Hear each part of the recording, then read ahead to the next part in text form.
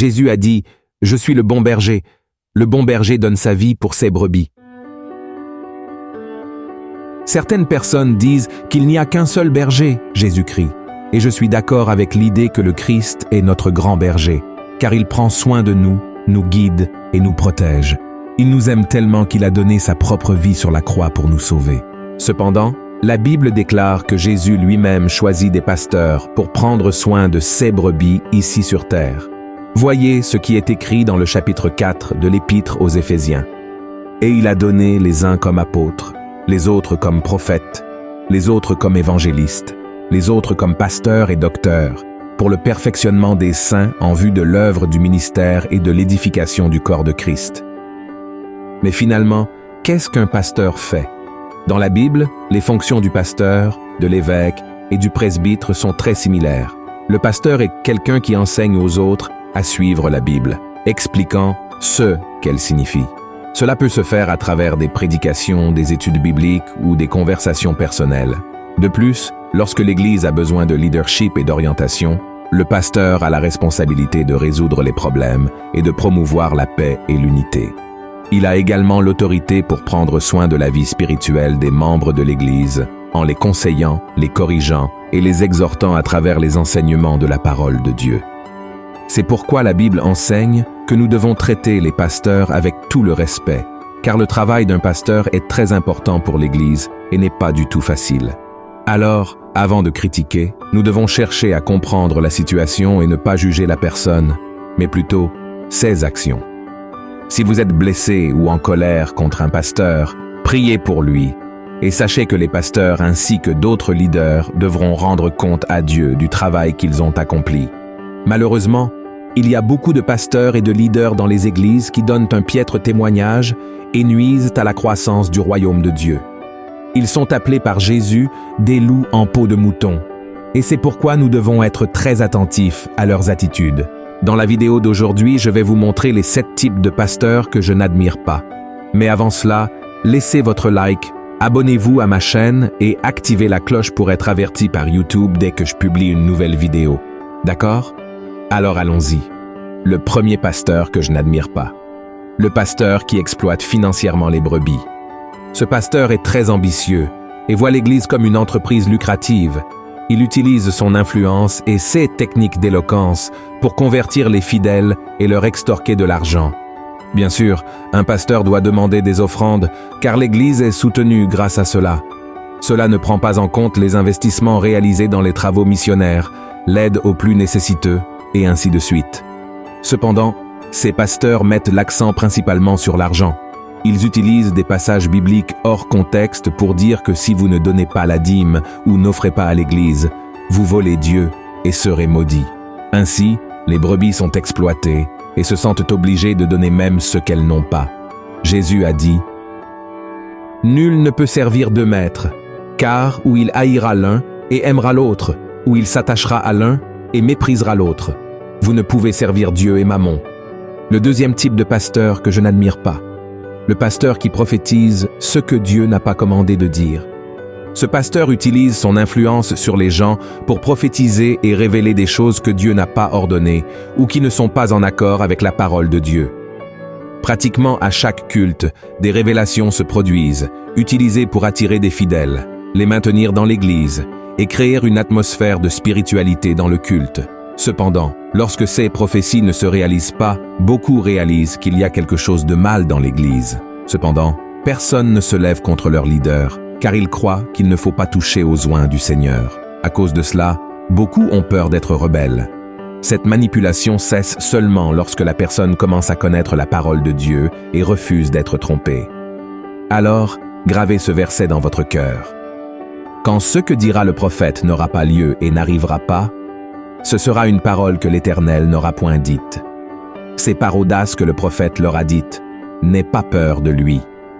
Le troisième type de pasteur que je n'admire pas, le pasteur qui ne pense qu'à lui-même. Ce pasteur est toujours intéressé à défendre ses droits, son salaire, son jour de repos, sa vie privée, sa famille. Il est logique que le premier ministère dans la vie de tout chrétien soit la famille et non l'Église.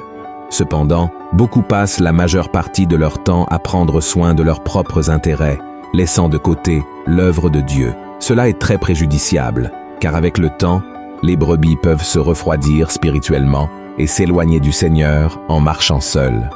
Voyez ce que dit la Bible. Fils de l'homme, prophétise contre les pasteurs d'Israël.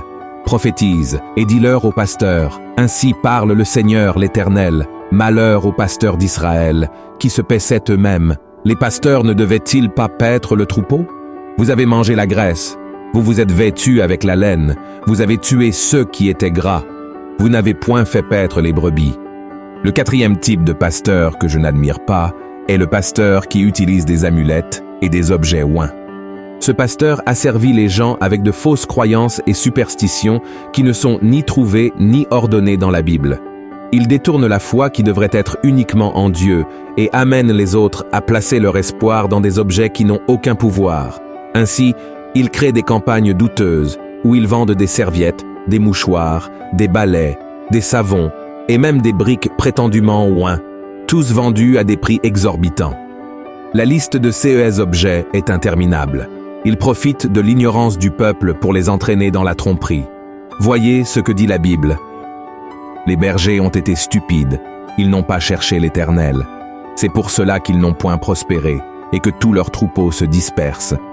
Le cinquième type de pasteur que je n'admire pas est le pasteur qui ne prend pas soin des brebis. Ce pasteur est celui qui, pour une raison quelconque, s'est installé et ne montre plus d'amour pour les brebis.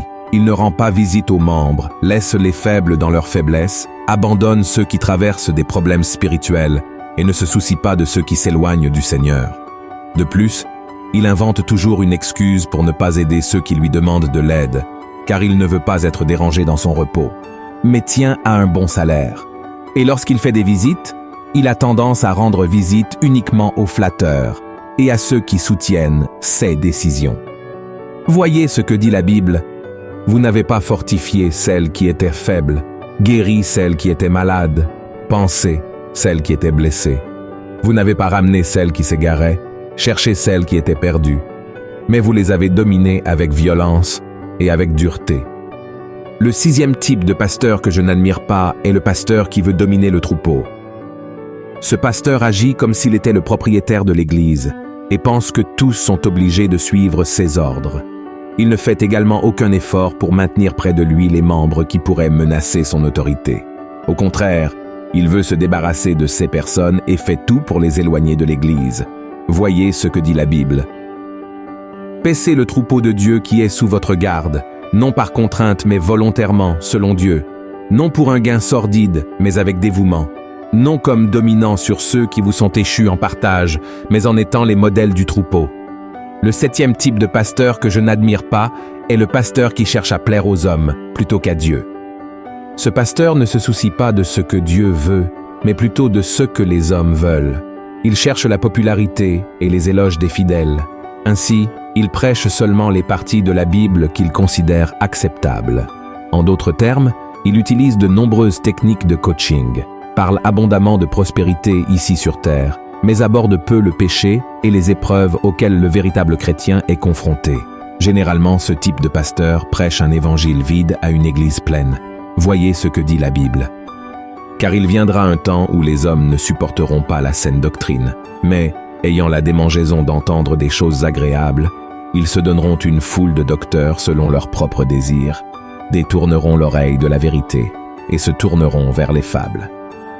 Alors, voici les types de pasteurs que je n'admire pas.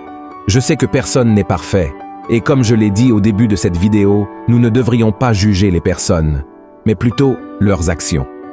Malheureusement, l'image d'un pasteur est très ternie à cause de ces exemples de leaders que j'ai cités. Et pour beaucoup, être pasteur est devenu une profession. Mais ce que la Bible montre, c'est qu'il faut avoir un appel pour être pasteur. Tout le monde n'a pas cette vocation, mais ceux qui l'ont doivent développer leur don et l'utiliser pour le bien de l'Église. Dans la parole de Dieu, il existe quelques recommandations sur qui devrait être pasteur ou leader dans l'Église. Il ne devrait pas être nouveau dans la foi, car il a encore beaucoup à apprendre et pourrait devenir orgueilleux. Il doit également être un bon chrétien, c'est-à-dire que sa vie doit être un exemple de modération, de bon sens et de maîtrise de soi. Il doit également avoir une bonne réputation et aimer la Bible, comprendre ce qu'elle dit et si attaché à la vérité. Amen. Si vous avez aimé ce message, partagez-le avec vos amis et abonnez-vous à ma chaîne. Que Dieu vous bénisse.